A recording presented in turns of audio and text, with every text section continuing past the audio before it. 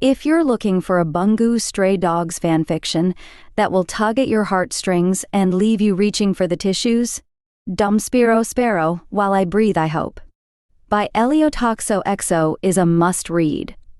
Rated mature and spanning just 5 chapters, this fic explores the tumultuous relationship between Akutagawa Ryunosuke and Nakajima Atsushi, with a perfect blend of angst and heartwarming moments.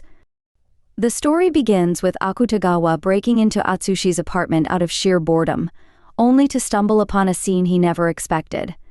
What follows is a deeply emotional journey that tackles heavy themes like depression, self-harm, and recovery. Despite the dark undertones, the fic ultimately delivers a hopeful message, culminating in a beautiful, happy ending that feels well-earned. The author masterfully captures the complex emotions of both Atsushi and Akutagawa, making their growth and realization of feelings feel authentic and impactful. The supporting characters, including Dazai Osamu, Yosano Akiko, Edogawa Ranpo, and Kunikita Doppo, add depth to the narrative, enriching the overall experience. What sets this fic apart is its ability to balance fluff and angst, providing moments of comfort and tenderness amidst the turmoil. The sleepy cuddles, awkward yet soft moments from Akutagawa, and the much-needed hugs for both Atsushi and Akutagawa will melt your heart. One reader shares, "I haven't cried so much over a fic in a long time. Even with only 5 chapters, it is an amazing read." This sentiment is echoed by many others who have left glowing comments, kudos, and bookmarks, making it clear that this story resonates deeply with its audience.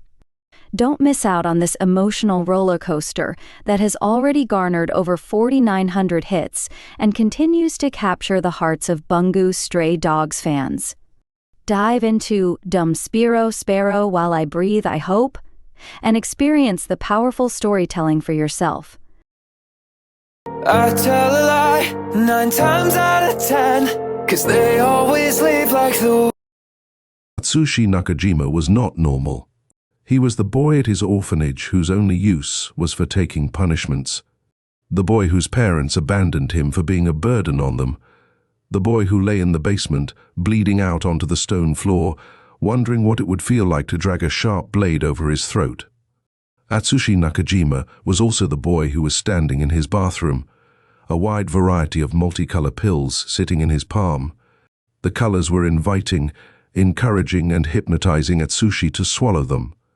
Deep gashes adorned his shaking arms, blood dripping fiercely from the wounds onto the linoleum floor beneath him.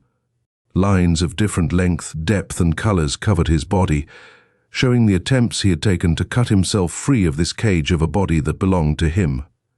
With one flick of his wrist and a gulp, he could be dead, finally doing something good for the world. And he did. He placed the psychedelic pills in his mouth, swallowing harshly. The pills were welcomed down his throat, deathly pooling in his stomach. He covered his mouth with his hand, coughing harshly into his palm. He could hear faint noises from the creaking of his apartment, but he narrowed it down to his mind, ecstatically buzzing at the idea of his painful life finally reaching its end. He had not written a note. Why would he? No one in his life would notice if he died, let alone show an ounce of care. Atsushi's knees buckled, unable to support the weight of his upper half. He collapsed to the floor, his body shaking all over. Beads of sweat formed on his forehead, and he raised a hand to wipe it away, but it formed as quickly as it had the first time. His heart was racing, causing ripples of nausea, excitement, and pain to rush through his body. His sight slipped in and out of blurred states, and he leaned his head against the wall of the bathroom. He felt as if he was going to throw up, but he didn't care. He waited for the pills to work, his eyes drooping. His heart was beating through his eardrums, pounding his head harshly as a punishment for his actions. After what felt like years to the boy, he felt his body going numb and his conscience slipping from his grasp. The blood from his arms and wrists coated his clothes and the floor. He managed to make out the shape of 2 shoes running towards him as the last bit of awareness drained from his veins. I was in shock, eyes widened, and the voices in my head telling me to run to him, to hold him, to tell him everything will be okay, to help him, to save him. But my body was glued to the floor, watching him in horror. My heart was in my stomach, a deadly pit filling me from the inside. I shouldn't care. I hate him. I hate his weird haircut. I hate how kind he is despite the cruelty he's experienced. I hate how easy it is to feel comfortable around him. I hate how he makes my heart fuzzy when he smiles. I hate how he made me care about him. I broke out of my trance and rushed to his side. His eyes had closed, and blood marks dotted around his figure on the floor. I kneeled in front of him, taking him into my arms. His skin felt soft, disregarding the ragged scars cut into it. Blood stained my shirt, but that was the least of my worries right now. His breathing was slowing at an alarming rate. His body was shaking, spasming out. I sucked in a panicked breath, my hands shaking slightly too. I felt for a pulse, begging to whatever watched over us that there was still one. The heavens must have heard my prayers, because a light thud was still pulsing through his veins, trying to keep him alive for as long as he could manage. A breath I had been unconsciously holding passed through my lips, albeit staggered. Acting with impulse leading my head, I picked him up. More blood had seeped into my clothes, but my main focus was getting him to the ADA doctor. It wasn't too late, someone would have to be there, wouldn't they? Without a second thought, I walked out his door, his unconscious self in my arms. Somehow, Yokohama was more lively at night. Police sirens and drunken words filled the night. Clouds coated the sky, resulting in the moon letting off an eerie glow. I briskly walked through the streets, taking the back alleys. Would it seem suspicious if a highly ranked mafia member was seen with his unconscious, near-dead enemy in his arms? The answer was obvious, so I decided to take a route that would minimize any public interaction or questioning. Finally, the ADA building came into view. It wasn't as big or menacing as the Port Mafia base, but it still managed to send shivers down my spine. I burst through the doors and pulled myself into the lift, keeping my grasp on Atsushi's body firm. I repeatedly searched for a pulse, and the light thumping kept me at as much ease as it could. After what seemed like years, we reached the 4th floor. I opened the door to his office, and to my suspicions, multiple members were still seated at their desks. They flinched at the sudden intrusion, all apart from the black-haired one at the back. He had a stick of pocky in his mouth and looked completely unbothered. A man with blonde hair stood up and looked me in horror. "What have you done?" he whispered.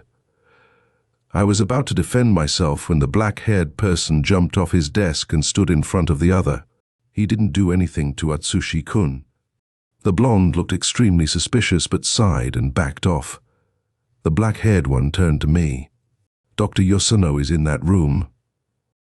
Akutagawa had never understood why people waited for others to wake up at the hospital. He'd never understood most people, in all fairness.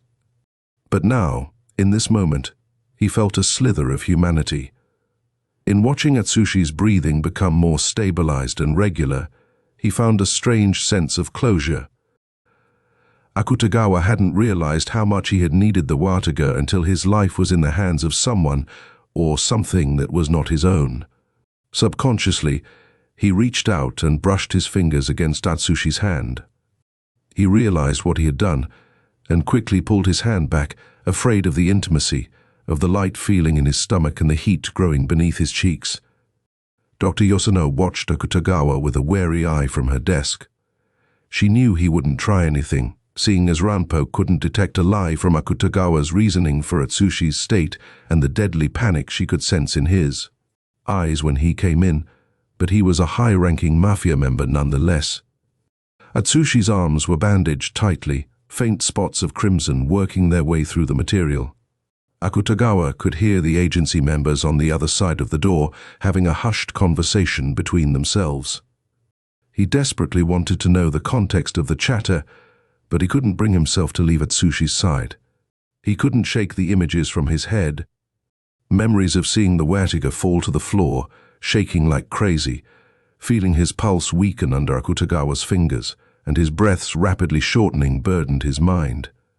He hadn't realized he'd zoned out until he felt a hand on his shoulder.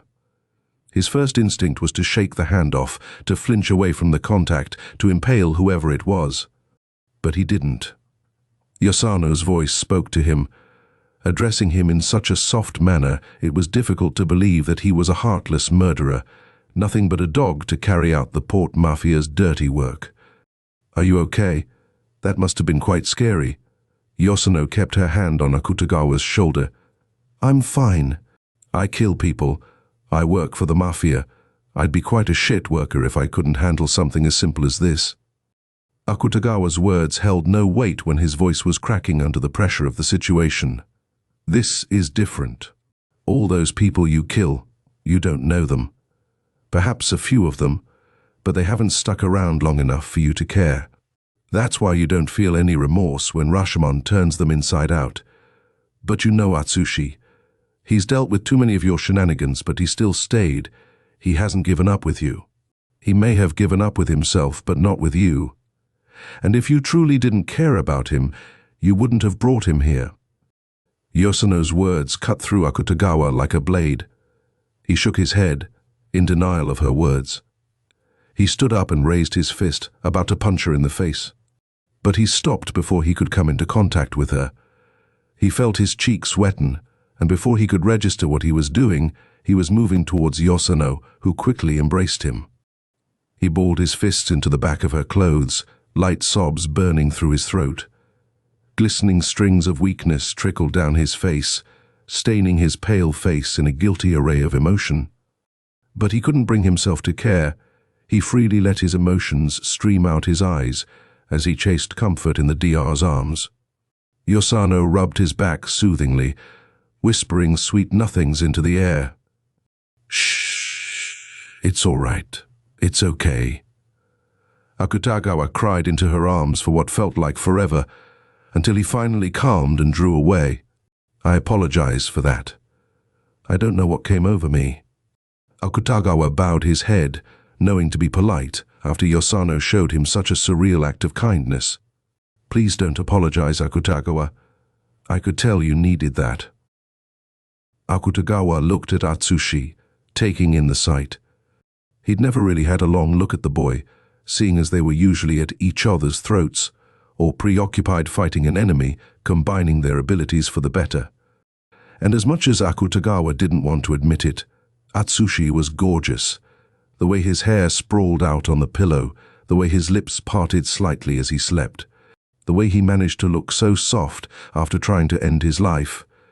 Akutagawa continued to stare at Atsushi before he heard the door fly open and slam against the wall, the vibrations running through the floorboards and up into Akutagawa's spine.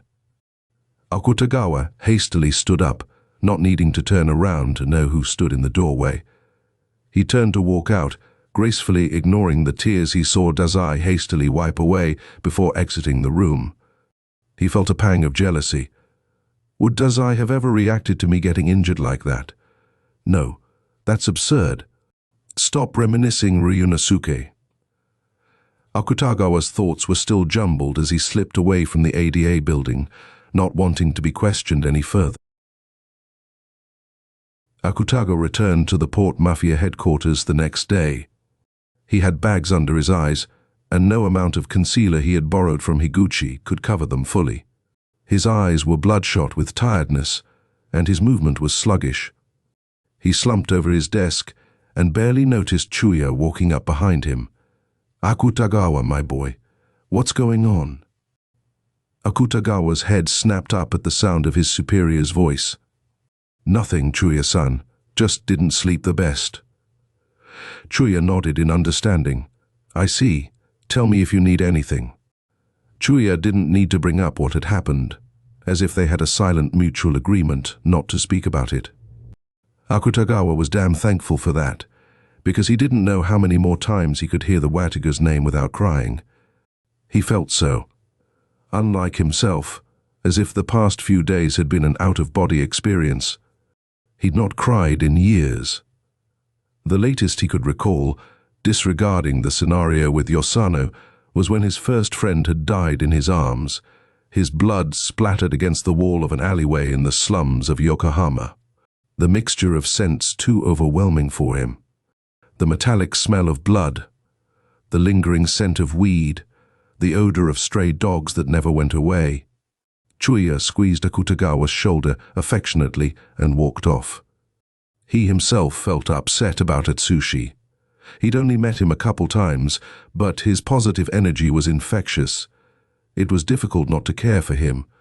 The last thing Chuya expected was to hear through Dazai's broken sobs that he'd tried to kill himself. The workday went excruciatingly slowly, and Akutagawa was more than thankful to leave the second it hit 5 p.m., unlike his usual habits of staying until the late hours of the night. Before he could realize where his feet were taking him, he was standing outside the ADA building. He took deep breaths and pushed the doors open and sprinted up the stairs. Akutagawa was a man who despised surprises. He hated the jolt that traveled through his bones when he was snuck up on when he was vulnerable, when he, despite his wits, couldn't understand what was going on, and everyone was secretive. It was a petty fear, in all honesty. He hated surprises, unless it was the Wataga awake, sitting up in the bed. Link in the description, and please go over and read it. And don't forget to give it kudos and let the author know that Hidden Faith sent you. Until next time, dare to be unique.